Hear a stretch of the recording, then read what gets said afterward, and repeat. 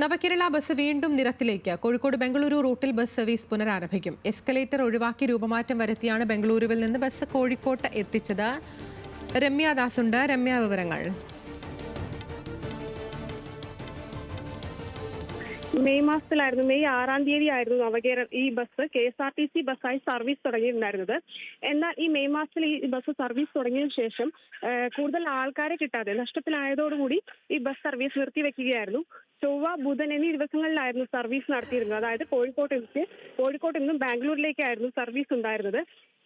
അതിനുശേഷം ബസ് ഏകദേശം 1 മാസത്തിലധികം പ്രവർത്തിച്ചിട്ടാണ് bus service നിർത്തുന്നത്. അതായത് കൃത്യമായി ആളുകൾ ആ ബസ്സിൽ ഉണ്ടായിരുന്നില്ല. അതുപോലെ തന്നെ ബസ് 1280 രൂപയോളമായിരുന്നു ബസ്സിന്റെ ചാർജ് ഉണ്ടായിരുന്നത്. തുടർന്ന് ഈ ബസ് സർവീസ് നിർത്തിവെക്കുകയായിരുന്നു.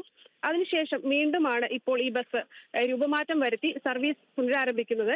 ഇന്നലെ മുതലാണ് ബാംഗ്ലൂരിൽ നിന്നും കോഴിക്കോട്ടേക്ക് ബസ് സർവീസ് പുനരാരംഭിച്ചിട്ടുള്ളത്. ബസ്സിന്റെ ചാർജും കുറച്ചിട്ടുണ്ട്. 930 രൂപയാണ് ഇപ്പോൾ യാത്രക്കാരിൽ നിന്നും ഈടാക്കുന്നത്. അതുപോലെ തന്നെ ഈ ബസ്സിൽ രൂപമാറ്റം വരുത്തിയിട്ടുണ്ട് എന്നുള്ളത് കൂടി പ്രാധാന്യത്തോടെ നമ്മൾ കാണേണ്ടതുണ്ട്. 26 സീറ്റായിരുന്നു മുന്നേ ഉണ്ടായിരുന്നെങ്കിൽ ഇത് 11 സീറ്റ് കൂടി വർദ്ധിപ്പിച്ച് 37 സീറ്റുകളായിട്ട് മാറ്റിയിട്ടുണ്ട്. കൂടാതെ തന്നെ ഇതിൽ എസ്കലേറ്റർ, സ്പിൻ ഡോർ എന്നിവയും ഒഴിവാക്കിയിട്ടുണ്ട്. പകരം മുൻഭാഗത്തുകൂടി മാത്രമായിരിക്കും ഡോറ്. അതായത് യാത്രക്കാർക്ക് പുറത്തേക്ക് ഇറങ്ങുവാനും കയറുവാനുള്ള സൗകര്യം മുൻഭാഗത്തുകൂടി മാത്രമായിരിക്കും. അതുപോലെ തന്നെ മുൻപുണ്ടായിരുന്ന ശൗചാലയം ബസ്സിൽ തന്നെ വീണ്ടും നിലനിർത്തിയിട്ടുണ്ട്. ആതിര. ശരി, രമ്യ ദാസാണ് വിശദാംശങ്ങൾ നൽകിയത് കോഴിക്കോട് നിന്ന്.